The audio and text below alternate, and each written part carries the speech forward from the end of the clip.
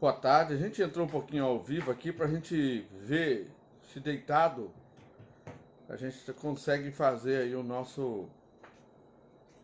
nossa live.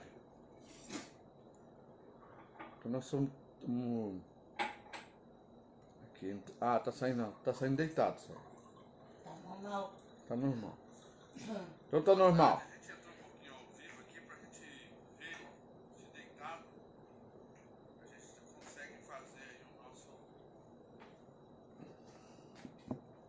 Bem, amor, já.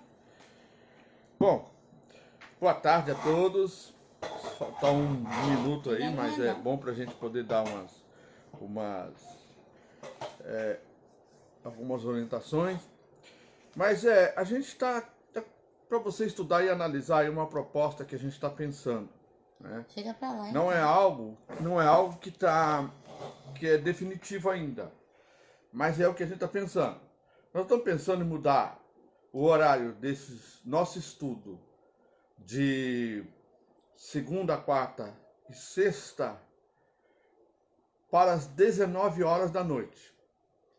Mas nós só vamos fazer isso se você disser, olha, beleza, nós vamos fazer tipo uma enquete para saber quantas pessoas realmente acham melhor o horário das 19 horas da noite. Aí nós vamos mudar no nosso banner, né? Nós vamos colocar lá o horário, né? Mudar lá o horário, nosso banner, que a gente está sempre fazendo anúncio do nosso curso.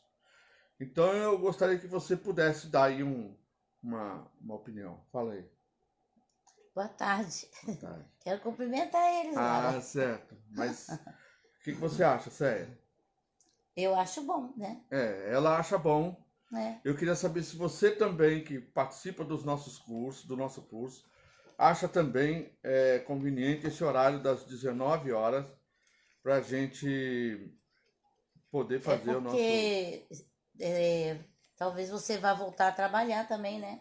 E aí, É, caso eu volte a trabalhar, a gente também tem esse tempo livre, porque eu volto a trabalhar no horário da tarde. é. E vamos iniciar o nosso dia de hoje, a nossa aula. E aí, nós vamos ver aqui onde nós paramos, né? É. Faltava só um pouquinho, né? Para terminar. É que as crianças às vezes tira o nosso. Ah, tá. Achei. É que às vezes tem um papelzinho que a gente põe aqui como marcador e Parou sumiu. nesses Bom, dois aqui, né, amor? nós paramos então na sexta-feira, né? Nós Nesse paramos aqui, nesse falando aqui. sobre oni. Não, acho que onipotente já falou. Já falamos, né? Foi, é. Então, imutável. Imutável e Então, depois sabe aquela regrinha recebe lá, a né? adoração. Designação, imutável, Deus Pai e Deus Filho. Então, vamos ver aqui. Deus Pai, que é imutável. Isaías 46, versículo 4 a 9. Mas tá mais escuro hoje o rosto da gente, Não, né? tá não, tá não, tá bom. Eu tô igual que tomei sol. Claro que eu tomei também, né? Isaías Isaías 46, né? 46, de 4 a 9.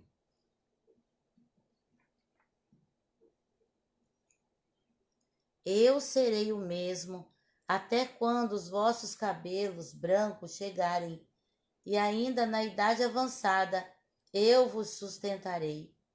Eu vos criei e vos conduzirei. Sim, eu vos levarei e vos livrarei. Glória a Deus. Glória a Deus, é tão reconfortante isso, né, queridos? Que o Senhor fala que quando a gente vem em idade avançada, a gente, conforme a idade vai chegando, a gente vai se sentindo muito impossibilitado de muitas coisas, né? De muita força que a gente não tem mais.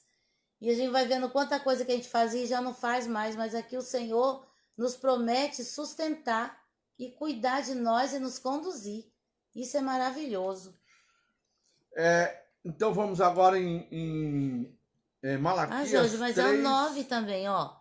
Não, eu falei de 4 a 9. 4 a 9. 4 a 9 não, é 4 e depois o 9. Vírgula 9. Recordai-vos dos acontecimentos passados há muito tempo, porque eu sou Deus e não há outro. Sim, somente eu sou Deus e nada nem ninguém a mim se compara. Oh, Glória coisa a Deus. linda. Vamos ver agora no Deus Filho. Hebreus capítulo 13, versículo 8. Hebreus capítulo 13, versículo 8.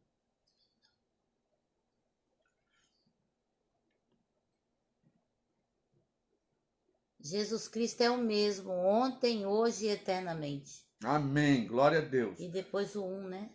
Agora, Hebreus capítulo 1, versículo 17. 1, não tem. Não tem 1, 17? Então, Hebreus, Hebreus 13, 8. falhou aqui na referência. Perdão, irmãos. Será que não é 13, 1, 17? Não. Vamos tentar. 13, 1, vamos ver. Seja incessante o amor fraternal, né? Não. Não é não. Então tá certo. Já temos uma referência. Essa outra aqui falhou aqui no livro, na escrita do livro. Agora, vamos lá para a designação recebe adoração. Deus Pai, Mateus, capítulo 4, versículo 10.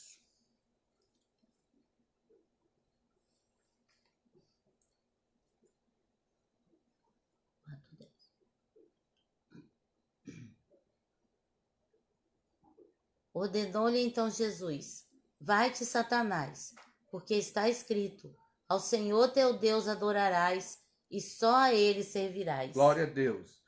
E o Evangelho de João, capítulo 4, versículo 24. Mais uma referência para você anotar aí.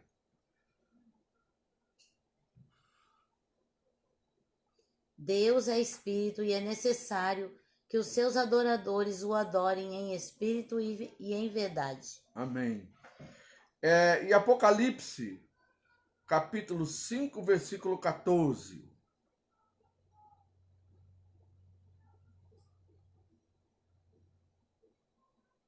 E os 4 seres viventes bradavam: Amém.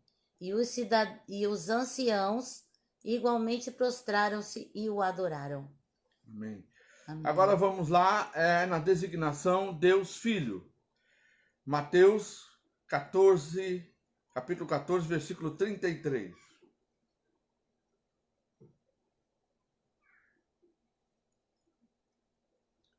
Então os que estavam no barco adoraram-no, exclamando: verdadeiramente tu és o Filho de Deus. Glória a Deus, né? Uma outra referência, vamos em Filipenses capítulo 2, versículo 10.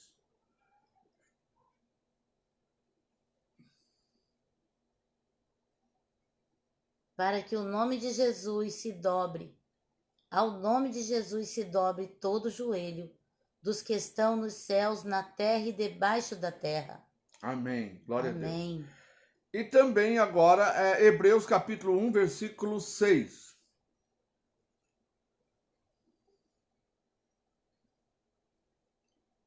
E uma vez mais, quando Deus introduz o primogênito no mundo, declara: todos os anjos de Deus o adorem. Glória a Deus. Amém, então, né? O Pai é adorado. Em breve nós estaremos Jesus lá também é adorando o Senhor. Amém. Na sua presença. Estamos muito próximos disso, né? Ainda são registradas outras passagens no Antigo Testamento em que o nome Yahvé é mencionado e aplicado pelos escritores do Novo Testamento. Vejamos alguns exemplos, né? Para Jesus, em Salmo 102, 25 e 26.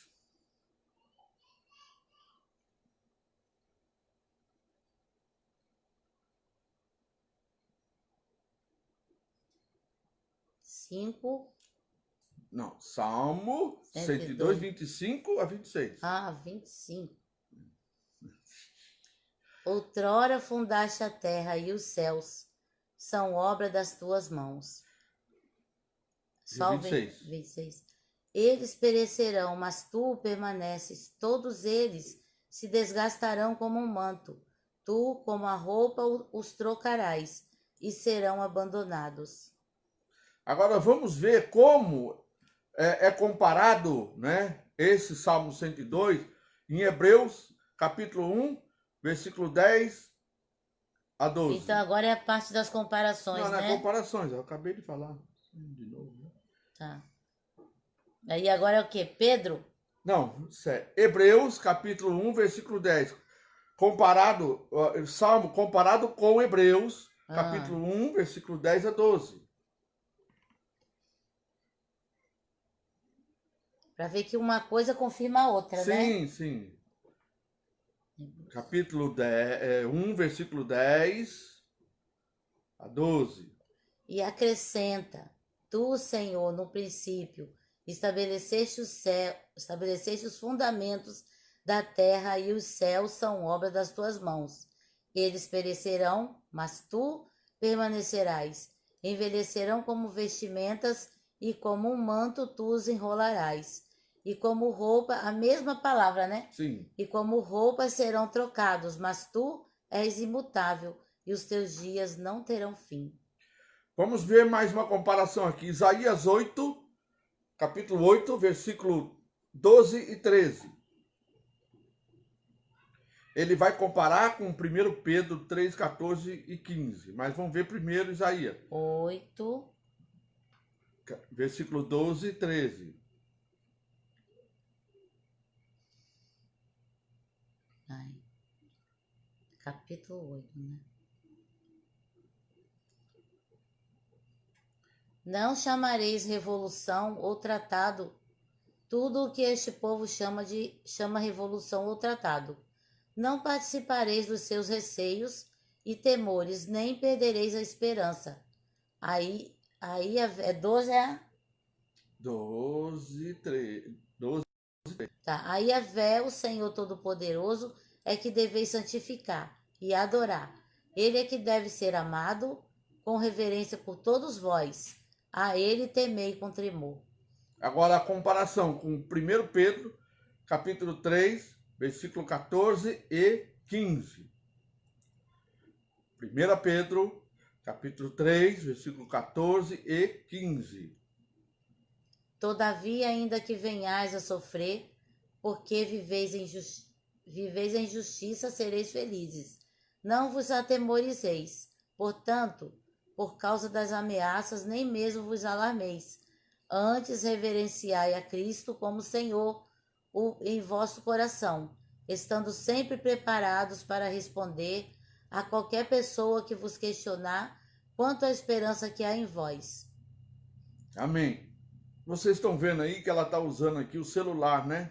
Quando a gente ficava escondido ali, ninguém via que a gente estava usando o celular, a tecnologia. Porque folhear, procurar, demora mais. Demora bastante. Então a gente vai e mesmo na tecnologia ainda dá umas enroscadinhas. Então é só isso, só por isso que nós estamos usando a tecnologia.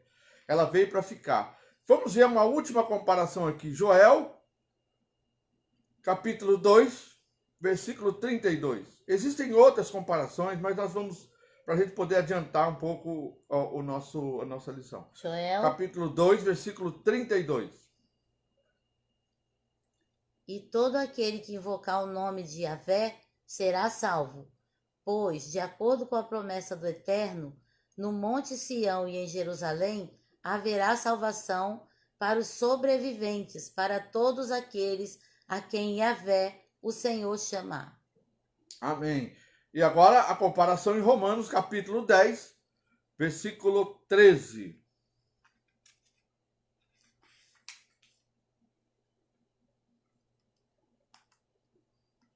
Porque todo aquele que invocar o nome do Senhor será salvo. Amém. Glória a Deus, então, né? a palavra do velho confirma no novo. Confirma no novo. Ou seja, tem muita gente que acha assim, é velho. Não. Não serve para nada. Não. Não. Toda a Bíblia aponta para Jesus. Toda ela. Desde Gênesis a Apocalipse. Então é assim, uma promessa do Velho Testamento é confirmada no No Novo Novo Testamento. Testamento. Diante de tantas evidências bíblicas, concluímos que Jesus era verdadeiramente Deus e também verdadeiramente homem. A gente vê isso no módulo de heresiologia. O apóstolo Paulo inferiu o seguinte a respeito de Jesus: porque nele habita corporeamente toda a plenitude da divindade. Isso está lá em Colossenses, você pode anotar aí, Colossenses capítulo 2, versículo 9. É para ler? Não precisa, porque eu já falei aqui, né? Tá. Ao tornar-se humano, o Filho de Deus decidiu voluntariamente colocar-se sob a autoridade do Pai. Não fez isso por necessidade, mas por escolha. Ele escolheu, né? Ele decidiu, né? Se colocar debaixo da autoridade, como parte do plano de Deus, do plano divino. O apóstolo Paulo entendeu o sacrifício de Jesus e nos exorta que haja em vós o mesmo sentimento que houve também em Cristo Jesus. Veja, isso é muito sério, gente. Isso é muito sério. Tem muita gente que se torna, né, religioso, se torna evangélico, se torna cristão, mas não tem a consciência de ter nele próprio o mesmo sentimento de Jesus. Eles querem ir para o céu, eles querem ser religiosos, eles querem ter um credo, mas não querem ter o mesmo sentimento de Jesus. O mesmo sentimento de Jesus foi que ele se colocou debaixo da autoridade do Pai e submeteu ao plano divino, ao plano de Deus. Ele também nos chamou a mim, chamou a você também, para a gente submeter-se ao plano divino. Tem muita gente querendo viver o próprio plano e que Deus abençoe o plano dele na terra, para ele ficar bem na fita, e apenas isso, para a família e para os vizinhos e para todos aqueles que os observam, mas se esquecem de ter o sentimento único, igual ao de Jesus, e saber que quem principalmente nós precisamos, que está olhando para nós, que pode nos julgar e sabe exatamente a quem nós devemos honrar, que é o nosso Deus. Amém? Aí ele fala assim, por quê? O sentimento que houve nele, porque que em sendo forma de Deus, ele era Deus, né? Não teve por usurpação ser igual a Deus, mas aniquilou-se a si mesmo, tomando a forma de servo, fazendo semelhante. Olha só uma coisa, a gente sempre vê em Gênesis, o pessoal sempre fala, Deus criou o homem à imagem e semelhança dele. Agora, o próprio Deus vem e se faz semelhante ao homem. Que lindo, né? Percebe isso, gente? Ele se humilhou, Deus, né? se humilha como Deus, se tornando agora semelhante ao homem. Porque nós, a partir do pecado, nós somos semelhança de Adão.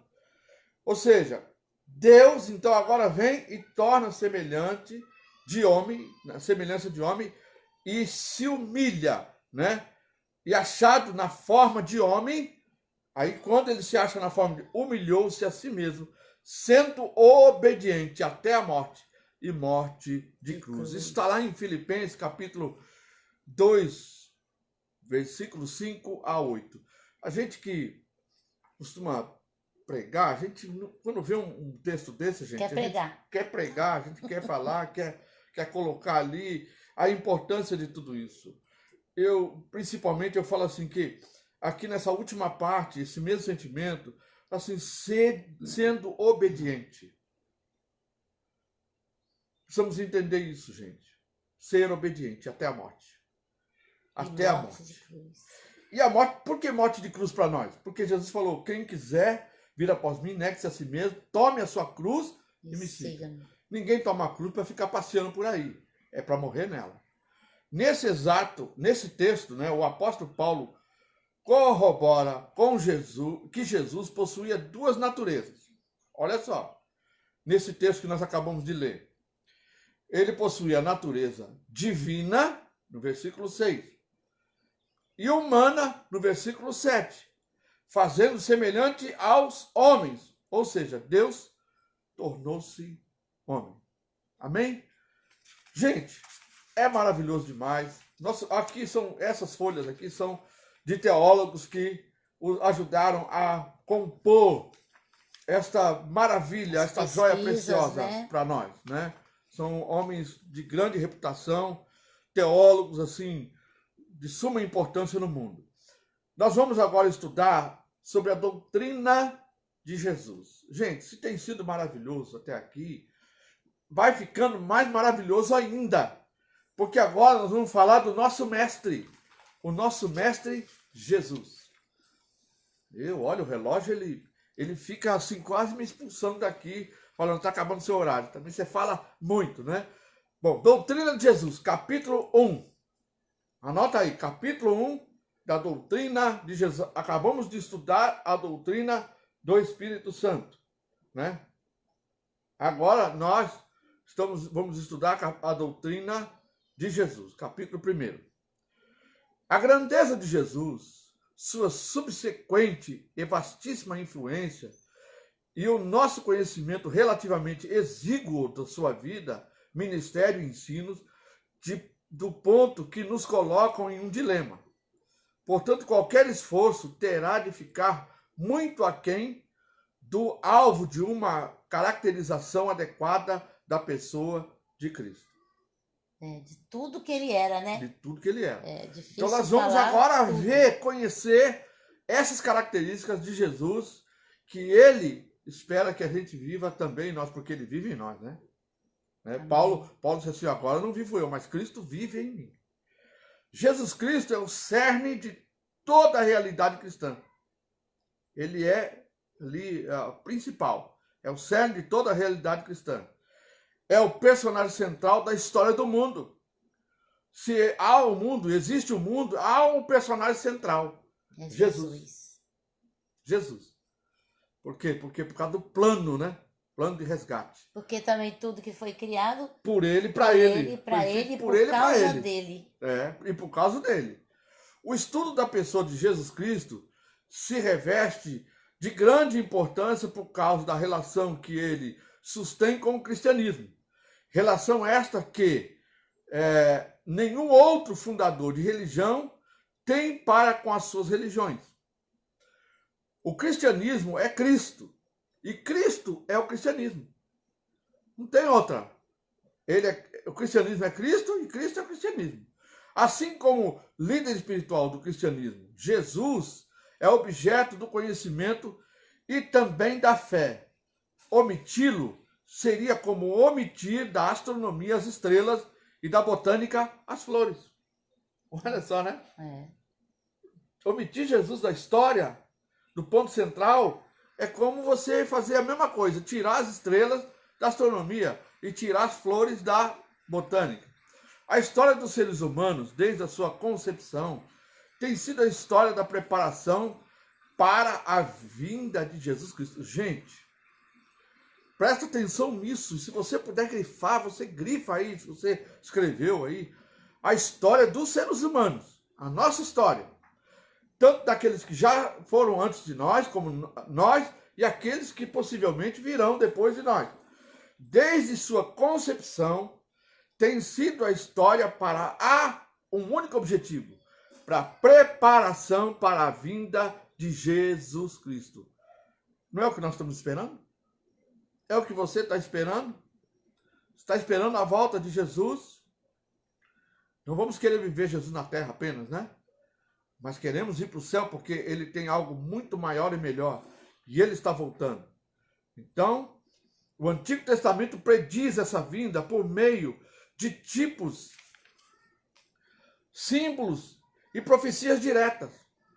A preservação do seu povo, Israel, é uma história de expectativa, de anseio e de preparação. Veja como uma coisa liga a outra. Né? Como liga? A preservação do povo de Israel, a história da expectativa, de anseio e da preparação. Tudo isso está implícito na vinda de Jesus. Com brilho e W. Bancroft, é difícil isso aí, se quer que eu soletre, se quiser eu vou soletrar. E.H.Bancroft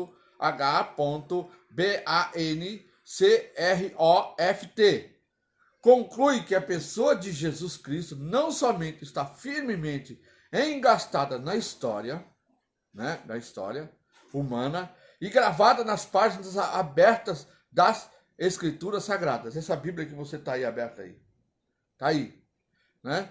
Como também está experimentalmente materializada na vida de milhões de crentes e entrelaçadas no tecido de toda civilização digna desse nome.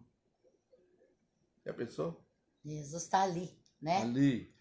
Totalmente inserido.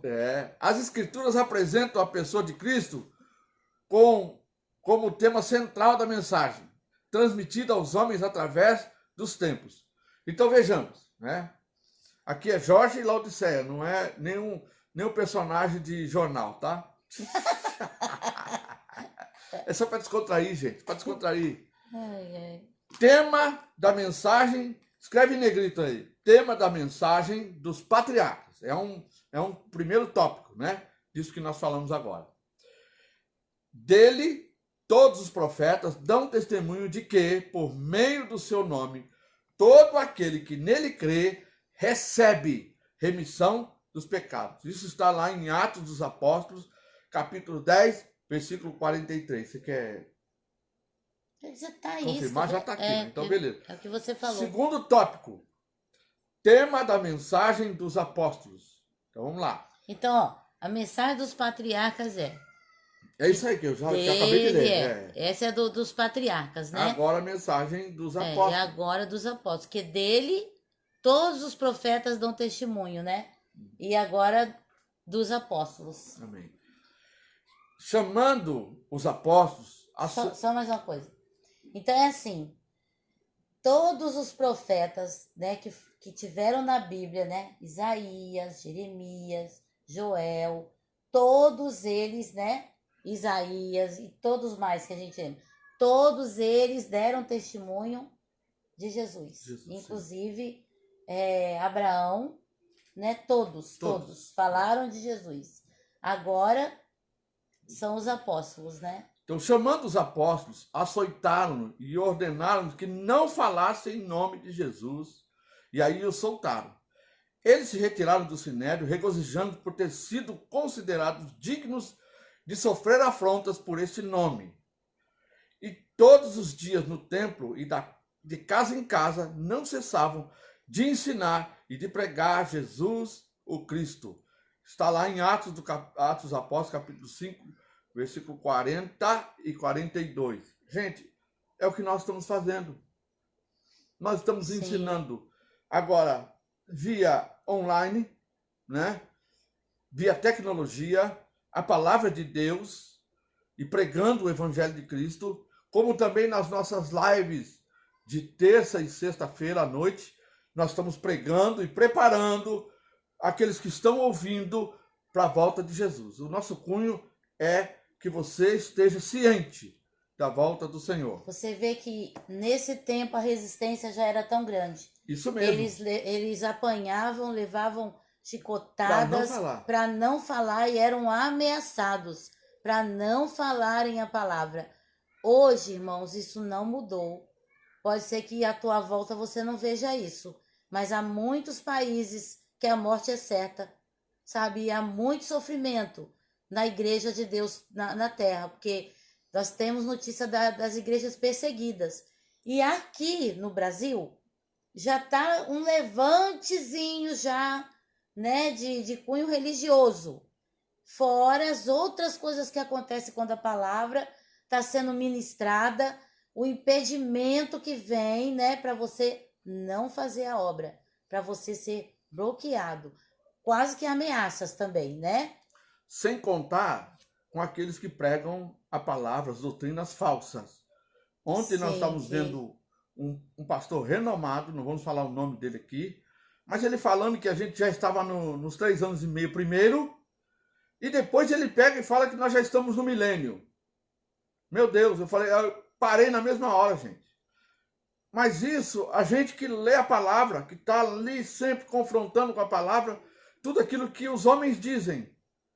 Mas e aqueles que só ouvem? E aqueles que só não leem a Bíblia, não estudam a Bíblia? Como eles vão refutar isso? Não tem como refutar, ele vai dizer, estamos no milênio, aí todo mundo vai sair por aí espalhando, já estamos no milênio. Mas falta muita coisa ainda para acontecer. Né? Não veio nem o acordo de paz ainda para dizer que nós estamos nos primeiros 3 anos e meio. Então, cuidado, viu, gente? Cuidado com esse tipo. São pessoas carismáticas, com conhecimento muito forte, muito grande, que estão pregando essas coisas. Então, tome cuidado. Agora, tema, mais um tópico, tema apresentado aos judeus. Vou ler só esse aqui, depois já vou transferir aqui a oratória para minha esposa querida. Tendo passado por Anfípolis, nossa, e Apolônia, chegaram a Tessalônica, onde havia uma sinagoga de judeus. Paulo, segundo seu costume, foi procurá-los, e por 3 sábados arrazoou com eles acerca das Escrituras, expondo e demonstrando ter sido necessário que Cristo padecesse e ressurgisse dentre os mortos. E dizia ele, é o Cristo, Jesus, que eu vos anuncio. Vamos ler lá em Atos dos Apóstolos, capítulo 17, versículo 1 a 3. Não é isso aí que foi lido? Mas vamos dar uma reforçada.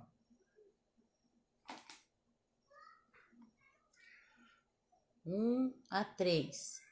E tendo passado por Anfípolis e Apolônia, chegaram a Tessalônica, onde havia uma sinagoga judaica. Como faziam habitualmente, Paulo foi à sinagoga e por 3 sábados argumentou com aquele grupo de pessoas com base nas Escrituras. Então, Paulo chegou ali na sinagoga dos judeus e pregando, falando a respeito de Jesus Cristo, né? Então, ele argumentava, mostrando nas Escrituras sobre Jesus, explicando e comprovando que se fez necessário que o Cristo padecesse e ressuscitasse dentre os mortos, e proclamava, este Jesus que vos anuncio é o Messias. Então, por que Paulo tinha que estar explicando? Porque eles não conseguiam assimilar que o Messias, tão prometido para eles, tinha que morrer. Eles não entendiam isso. Então, Paulo pegou as Escrituras e foi mostrar. Tá vendo? Não importava que Cristo padecesse. Porque você vê, gente, em Salmos, em Isaías, tudo falando que Jesus tinha que padecer. Sabe? Mostra era como se Isaías tivesse sido transferido de onde ele estava, e o salmista também. E visto ali o sofrimento de Jesus. É muito, muito perfeito o que ele fala. Amém. Já sabe, né? Compartilha os nossos vídeos com quantas pessoas vocês puderem Tema da mensagem aos gentios. Mas, quando aprouve a Deus, que desde o ventre de minha mãe me separou e me chamou pela sua graça, revelar seu Filho em mim, para que o pregasse entre os gentios. Não consultei carne nem sangue. Então, aqui, isso está em Gálatas. Perdão. Isso está em Gálatas 1, 15 e 16. Isso era difícil para os judeus escutarem. Quando falava de que Deus mandou ele para os gentios, eles se levantavam e ficavam muito bravos. Queria até matar Paulo. E agora tema da mensagem da igreja no tempo e no espaço. Então, aqui era o tema da mensagem aos gentios, né? Em Gálatas 1. Agora é o tema da mensagem da igreja no tempo e no espaço. E disse-lhes, ide por todo o mundo, pregai o evangelho a toda criatura. Marcos 16, 15. Jesus falou isso, né, irmãos? Todos nós temos o ide dele. Diante do exposto, o estudo da pessoa de Cristo se reveste de importância por causa da sua relação vital com o cristianismo. Como foi mencionado no módulo 1, durante esta vida podemos e devemos conhecer Deus, até o ponto necessário para a salvação, confraternização, serviço e maturidade. Mas, na glória do céu, passaremos a conhecê-lo mais plenamente. Glória a Deus. Então, né? aqui o nosso conhecimento atinge a salvação, a confraternização, né? O vivermos em união com nossos irmãos, o serviço, aprender a servir A maturidade e a maturidade. espiritual, claro, né? É. Então, a maturidade, eu acho que entra nessa parte Sim. do estudo teológico, que é algo assim que talvez os novos convertidos pode não entender muito. Mas para aquele crente que já vem lendo a Bíblia, ouvindo muitas pregações, aqui chega uma parte de maturidade, Sim. né? Aí diz que na glória nós vamos vê-lo Isso, e na face a glória, face, vamos saber como é definitivamente. né? na glória não vai ter nada que a gente não saiba. Não saiba, Vai ser muito glorioso, né? Assim, pois, de forma bem real, o estudo da vida de Jesus Cristo e sua importância é, ao mesmo tempo, uma sondagem na significação da nossa existência e uma previsão do nosso destino. Por certo, todos nós deveríamos nos interessar por essa inquirição. Quero falar algo sobre isso, sei que Foi. acaba Vamos lá. alongando um pouco. É assim, aqui diz que quando a gente busca Jesus Cristo, a gente passa a conhecer a nós mesmos, a nossa vida, porque vai falar, vai inserir você aqui no propósito divino. E aí aqui mesmo fala da nossa existência e do nosso destino. E aqui, irmãos, é muito interessante, porque a gente vê muitas pessoas precisando de psicólogos para fazer terapia, para entender quem ele é, o que ele está fazendo aqui, para que ele serve, sabe?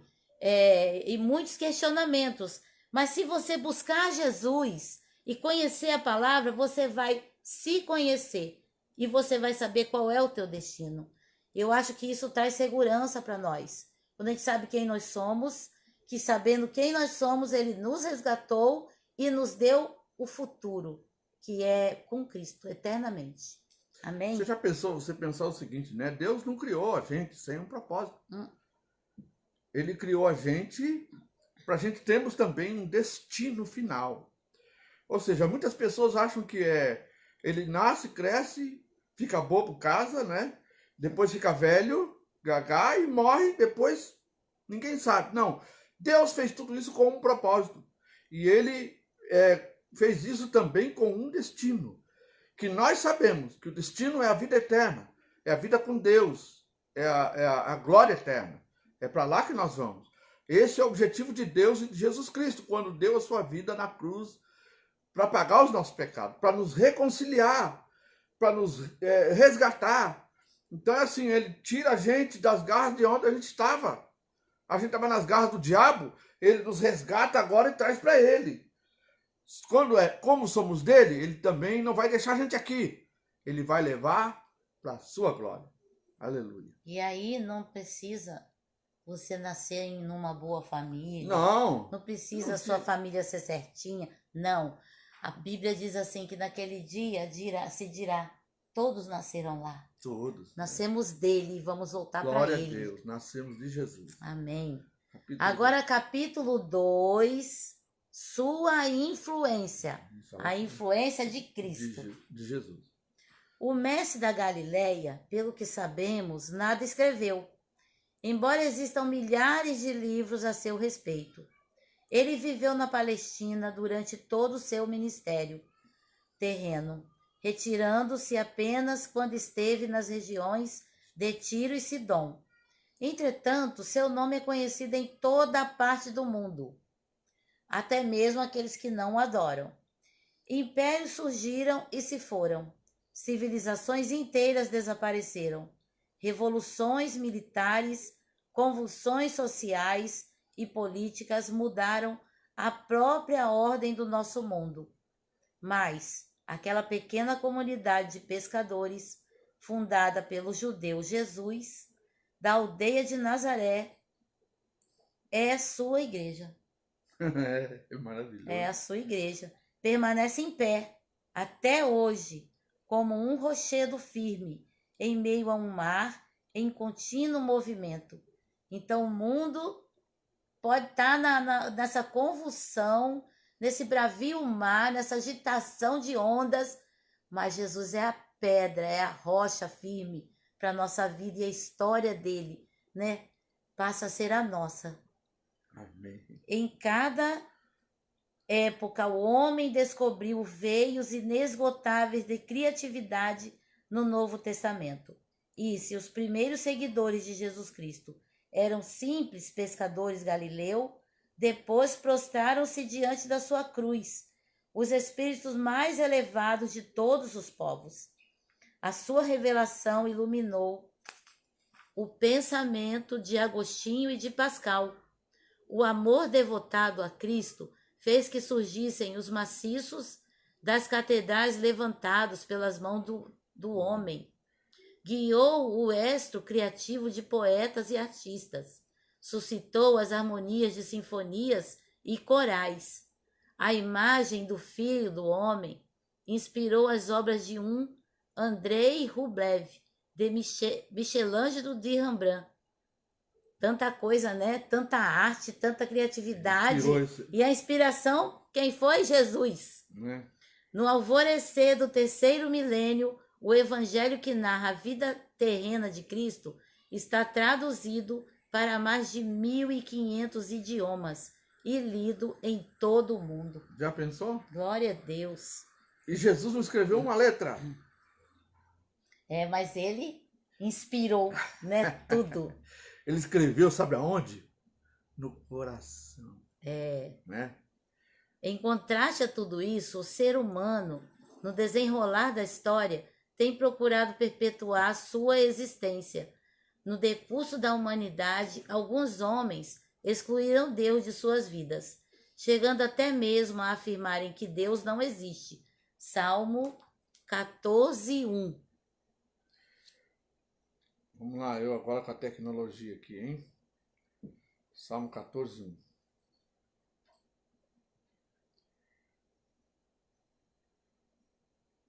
Tem gente que tá com a Bíblia lá, acho que achou primeiro que eu, hein?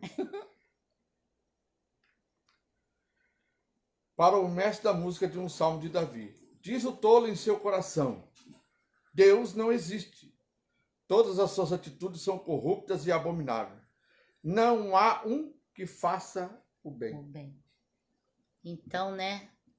Essas pessoas que dizem que não há Deus, ele tá lá na Bíblia e ele é um tolo. Ele é um tolo. É o que a Bíblia diz. Alguns têm passado a vida inteira na tentativa de anular e desacreditar sua influência e diminuir sua importância. Então, muitos falam, Jesus é um monte de coisa, menos o Filho de Deus. Em tempos recentes, os intelectuais da modernidade profetizaram: aposentaremos Deus num canto desnecessário do universo. Condenaremos a divindade ao ostracismo. Sartre falava do silêncio de Deus. Jasper, da ausência divina. Buber gostava de mencionar o eclipse de Deus. Hamilton propôs a teologia da morte de Deus. É terrível até de ler isso, né? Mas todos esses homens estavam no auge da sua arrogância, né? Essa oposição é apenas um testemunho involuntário acerca da grandeza de Deus e de seu Filho Jesus Cristo. Glória a Deus. Né? Glória a Deus. Fora das Escrituras. Agora, um outro tópico, né? Fora das Escrituras. Fora das Escrituras. Escreve em negrito aí. Não contamos com muito testemunho ou material que nos forneça informações sobre Jesus, fora das Escrituras. Ele é mencionado pelos historiadores romanos, Tácito, aí entre parênteses, Anais, 15, né, século XV, 44, fecha aspas. Suetônio, Cláudio, 25, Nero, 16. E Plínio, o jovem, Epístolas 10, 96. E ainda pelo famoso historiador Flávio Joséfo, Eu acho que esse é o que fala mais, né? Em uma passagem altamente interpolada. No século XIII, né? Antes Não, 18, século XVIII. 18, Século antigo, né? XVIII. 3:3. Além de muitos outros que foram tocados por suas palavras. Aí vamos ver de Cornélio Tácito. Historiador romano, governador da Ásia em 102 ano Domini, né? Genro do Júlio Agrícola, que foi governador da Grã-Bretanha em 80 a 84 ano AD, né? Ao escrever sobre o reinado de Nero, Tácito refere-se à morte de Cristo e à existência de cristãos em Roma, dizendo: mas nem todo o socorro que uma pessoa poderia ter prestado, nem todas as recompensas que um príncipe poderia ter dado, nem todos os sacrifícios que puderam ser feitos aos deuses permitiram que Nero se visse livre da infâmia da suspeita de ter ordenado o grande incêndio de Roma. De modo que, para acabar com os rumores, acusou falsamente as pessoas comumente chamadas cristãs, que eram odiadas por suas atrocidades, e as puniu com as mais terríveis torturas.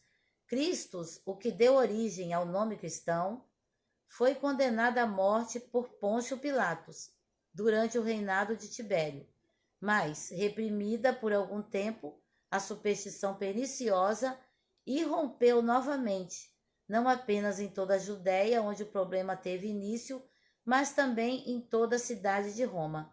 Anais 15:44. Gente, é importante isso ser mencionado, tanto é que na teologia aqui a gente vê que é mencionado o teor histórico, porque nós precisamos saber, Sim, pela história, que houve pessoas, grandes intelectuais, que eram pessoas de renomada sabedoria, o posicionamento que eles tinham com relação a isso, a vida de Jesus. Então isso é importante, a gente conhecer a parte da história, né? Nós vamos, mais para frente, nós vamos ver a história de Policarpo, que vai ser linda, porque é um testemunho maravilhoso que aconteceu com ele, você vai chegar nesse período. Vou deixar você bem curioso para saber da história de Policarpo. Flávio Josefo. Isso é o que eles estão dizendo, tá? Isso. Historiador judeu, Josefo tornou-se fariseu aos 19 anos de idade. Em 66, estava comandando as forças judaicas na Galileia. Num texto de autenticidade bastante questionada, afirma: por essa época surgiu Jesus, um homem sábio, se é que é correto chamá-lo de homem, pois operava obras maravilhosas e era um mestre que fazia as pessoas receberem a verdade com prazer. Ele congregou junto a si mesmos, junto a muitos judeus e muitos gentios. Ele era o Cristo, e quando Pilatos, por sugestão dos principais líderes entre nós, condenou-o à cruz, aqueles que desde o início o amavam não o largaram, pois tornou a aparecer-lhes vivo ao terceiro dia, tal como os profetas de Deus haviam predito. Essas e mais 10.000 outras coisas a seu respeito. E a tribo dos cristãos que tem esse nome, devido a ele, existe até hoje. Antiguidades 18:33. Esse mesmo escritor faz alusão a Tiago, irmão de Jesus. Mas o jovem Anano, que, como já dissemos, assumia a função de sumo sacerdote, uma pessoa de grande coragem e excepcional ousadia, era seguidor do partido dos saduceus, os quais, como já demonstramos, eram rígidos no julgamento de todos os judeus. Com esse temperamento, Anano concluiu que o momento lhe oferecia uma boa oportunidade, pois Festo havia morrido e Albino ainda estava a caminho. Assim, reuniu um conselho de juízes, perante o qual trouxe Tiago, irmão de Jesus, chamado Cristo, junto com alguns outros, e tendo-os acusado de infração à lei, entregou-os para que fossem apedrejados. Então, essa é a narrativa de Flávio Josefo. Agora de Suetônio, oficial da corte de Adriano, escritor dos anais da Casa Imperial, registrou como os judeus, por instigação de Crestus, outra forma de escrever Christus, estivessem constantemente provocando distúrbios, ele os expulsou de Roma. Vida de Cláudio. Escreveu ainda: Nero infligiu castigo aos cristãos, um grupo de pessoas dadas a uma superstição nova e maléfica. Eles achavam que era maléfica também, os cristãos, porque achavam porque dizia que a gente comia o corpo de Cristo, então eles achavam que a gente comia também as pessoas. Que era canibal. Então nós éramos maléficos. Teríamos ainda que citar os pais da igreja: Clemente de Roma, Orígenes, Tertuliano, Inácio de Antioquia, Policarpo, Clemente de Alexandria e Justino Marte. A todos esses se podem acrescentar ainda os nomes de Agostinho, Crisóstomo, Jerônimo, Atanásio, Ambrósio de Milão, Cirilo de Alexandria, Gregório de Nissa, entre outros. Se alguém rejeitar a Bíblia, alegando não poder confiar nela, terá então que rejeitar quase toda a literatura da antiguidade e as descobertas recentes da arqueologia. Também existem numerosas referências indiretas a Jesus na literatura judaica posterior, em sua maioria diversa. De modo geral, só nos resta pesquisar as páginas do Novo Testamento para que encontremos informações fidedignas sobre Jesus. Por isso é importante a gente ler a Bíblia. A gente lê muitos livros que às vezes nos ajudam. Às vezes eles vêm nos ajudar em alguns momentos, mas a Bíblia deve ser o nosso principal foco. E principalmente o Novo Testamento. Porque quando você lê o Novo Testamento, em primeiro lugar, quando você for ler o Velho Testamento, você vai entender. Porque o ponto central é Jesus. Agora, Napoleão. Napoleão, que durante o exílio refletiu longamente sobre os percursos da história, declarou: Eu conheço homens e lhes afirmo que Jesus Cristo não é um homem. Mentes superficiais veem uma semelhança entre Cristo e os fundadores de impérios e também os deuses de outras religiões. Essa semelhança não existe. Entre o cristianismo e qualquer outra religião existe uma distância infinita. Todas as coisas que existem em Cristo me surpreendem. Seu espírito me enche de admiração e respeito, e sua vontade me confunde. Entre ele e qualquer outra pessoa no mundo não existe termo de comparação. Ele é um ser que verdadeiramente existe por si próprio. Suas ideias e sentimentos, a verdade que ele anuncia, sua maneira de convencer as pessoas, nada disso se explica pela organização humana, nem pela natureza das coisas. Quanto mais me aproximo, mais cuidadosamente examino. Eis que tudo está acima de mim, tudo permanece imponente, tendo um esplendor avassalador. Sua religião é uma revelação vinda de uma inteligência que certamente não é humana. Só nele e absolutamente em mais ninguém é possível encontrar a imitação ou o exemplo de sua vida. Na história, busco em vão encontrar alguém semelhante a Jesus Cristo, ou algo que possa se aproximar do Evangelho. Nem a história, nem a humanidade, nem as eras, nem a natureza me oferecem algo com que eu possa comparar ou explicar o Evangelho. Aqui todas as coisas são extraordinárias.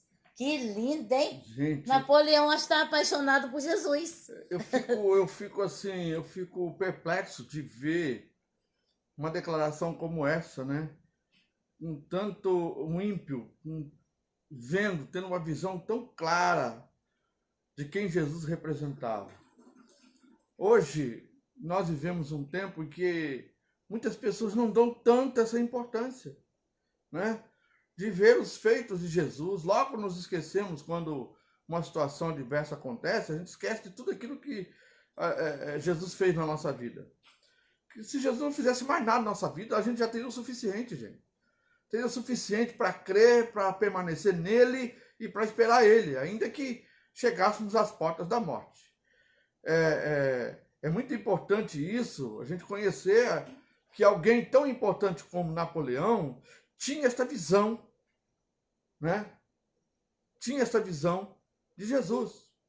Como outros que a gente viu aqui, algumas declarações, que também mostram que ele era diferente de tudo e de todos, né? Que só podia ser divino, né? Vamos Você vai começar continuar? o capítulo 3? Dá para ler pelo menos um pouquinho. Ok.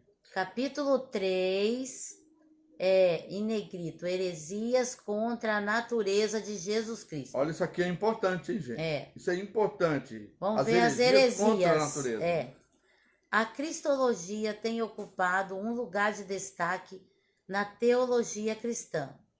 E, desde os primeiros séculos da nossa era, houve diversos esforços que objetivaram esclarecer uma pergunta: quem é Jesus Cristo? Nos primeiros séculos não era discutido se Jesus existiu ou não, muito menos ainda se ele era louro ou moreno, alto ou baixo. As discussões eram mais profundas do que hoje, pois discutiam e pensavam sobre a essência de Jesus. Os cristãos do segundo e terceiro século lutaram não só contra as perseguições do mundo pagão, mas também contra as heresias e doutrinas corrompidas no próprio rebanho. A doutrina de Cristo foi a que mais sofreu ataques em toda a história do cristianismo.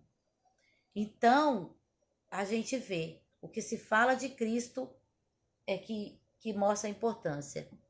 Cada fase do seu messiado foi sendo desafiada continuamente. Seu nascimento, sua vida, seus milagres, sua morte, sua ressurreição. Tudo foi questionado, desde o movimento Nova Era até o último filme infame intitulado A Última Tentação de Cristo. Surge esta pergunta: Jesus existe? Uma leitura desses esforços nos ajudará a compreender, só até aqui, né, amor? Um pouco mais como tem sido a compreensão da humanidade sobre a pessoa de Jesus Cristo. Portanto, tem sido sugerida uma divisão da cristologia histórica em etapas como segue. Mais um pouquinho. Cristologia estabelecida até 500 depois de Cristo, até o Concílio de Nicéia, que é do ano 100 ao 325. Lembra que nós estudamos em outra lição sobre o Concílio de Nicéia, que foi estabelecido o credo, né? Que Cristo nasceu da Virgem Maria e tal, e foi falando. Esse período foi marcado pela controvérsia sobre a divindade de Jesus. Se ele é Deus, como isso se relaciona com o monoteísmo do Antigo Testamento. Em que sentido Jesus é igual ao Pai? E em que sentido ele é diferente? Algumas respostas apresentadas nesse período constituíram-se em heresias, que chegaram aos nossos dias como ebionismo, docetismo, adocianismo, modalismo e arianismo. Sobre todos esses tópicos mencionados, nós vamos estudar na próxima aula, né? Sim. Nós já estamos já no final desta aula, mas a gente vai na próxima aula, então, falar sobre o hedionismo, o docetismo, adicionismo, modalismo e o arianismo. Então, nós vamos falar sobre cada um desses aí.